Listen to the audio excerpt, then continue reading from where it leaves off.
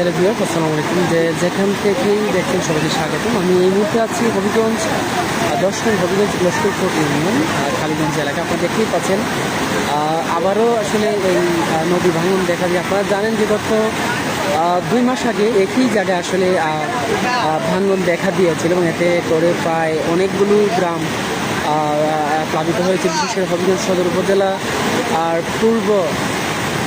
পূর্বপাড়া এলাকার যে গ্রামগুলি, বিশেষ করে বনগাঁও, লস্করপুর, বনগাঁও, সুগর সহ অন্যান্য এলাকায় প্লাবিত হয়েছিল। আপনারা দেখতে পাচ্ছেন যে এখানে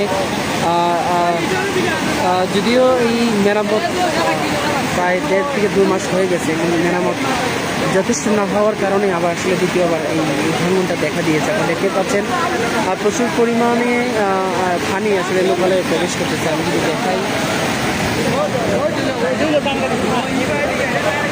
খুবই আসলে খুব দ্রুত গতিতে আসলে পানি প্রবেশ করতেছে। আপনারা দেখতে পাচ্ছেন প্রায় অনেকগুলি গ্রাম আসলে প্লাবিত হওয়ার সম্ভাবনা রয়েছে।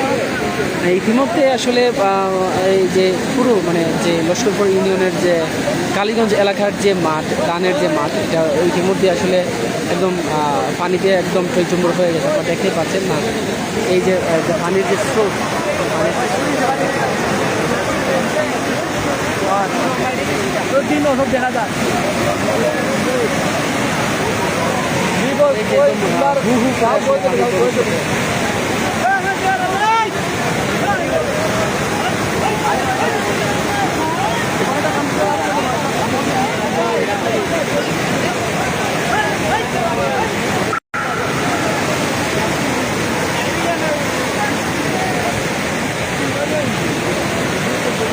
দেখা যায় পানি বারে হবে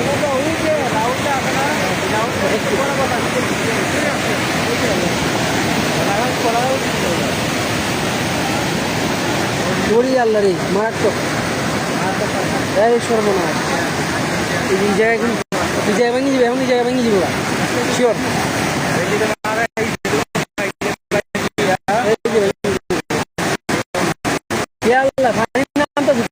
পানি বাড়ছে,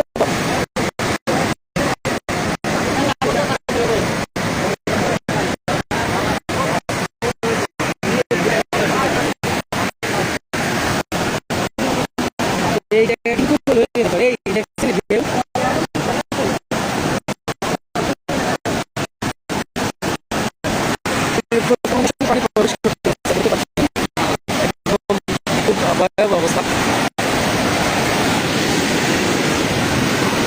এই জায়গায় যাইবো গা।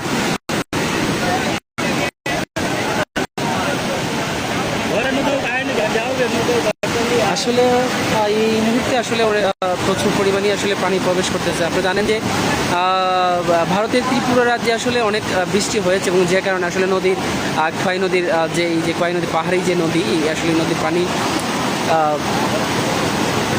বিপদসীমার উপরে থাকার কারণে আসলে ইতিমধ্যে আসলে প্রচুর পরিমাণে পানি প্রবেশ আপনারা দেখতে পাচ্ছেন।